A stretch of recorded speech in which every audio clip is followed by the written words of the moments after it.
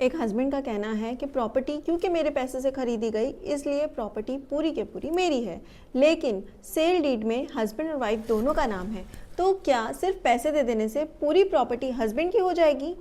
Kerala high court का ये recent judgement बहुत इंपॉर्टेंट है। केस है शरीफा Shahnawaz versus Shahnawaz and others का। हस्बैंड और वाइफ के नाम पर जॉइंटली एक प्रॉपर्टी परचेज हुई। हस्बैंड का आर्ग्यूमेंट था कि पूरा कंसिडरेशन अमाउंट उसने पे किया था और वाइफ का नाम सिर्फ और सिर्फ as a joint holder capacity में डाला गया था। फैमिली कोर्ट ने हस्बैंड की बात एक्सेप्ट कर ली और उसको एब्सोल्यूट ओनर माना, लेकिन केरला हाई कोर्ट ने फैमिली कोर्ट का डिसीजन सेट असाइड कर दिया। कोर्ट ने कहा अगर एक रजिस्टर्ड सेल डीड हस्बैंड और वाइफ दोनों का नाम पर है तो सिर्फ इस वजह से कि परचेज मनी एक स्पाउस ने दिया था, दूसरे स्पाउस को ओनरशिप राइट ऑटोमेटिकली ख़त्म नहीं हो जाता है। अगर हस्बैंड ये कह रहा है कि वाइफ का नाम सिर्फ बेनामीदार या ट्रस्टी या फिड्यूशरी कैपेसिटी में था, तो उसको अप्रोप्रिएट एविडेंस से ये एस्टेब्लिश भी करना होगा।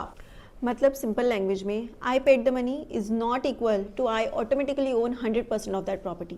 रजिस्टर्ड डॉक्यूमेंट में जॉइंट ओनरशिप क्रिएट हुई है तो उसको डिफीट करने के लिए सिर्फ पेमेंट का सोर्स बताना सफिशिएंट नहीं है।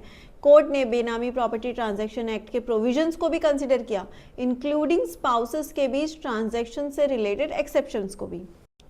इस केस में केरला हाई कोर्ट ने वाइफ की अपील को अलाउ किया और होल्ड किया कि वाइफ प्रॉपर्टी के 1/2 शेयर की absolute owner and title holder है।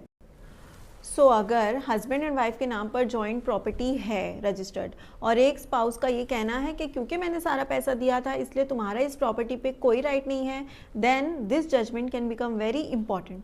But remember, every case depends on its fact and the evidences available. Save this read और ऐसी ही लीगल नॉलेज के लिए मुझे फॉलो करें। Thank you.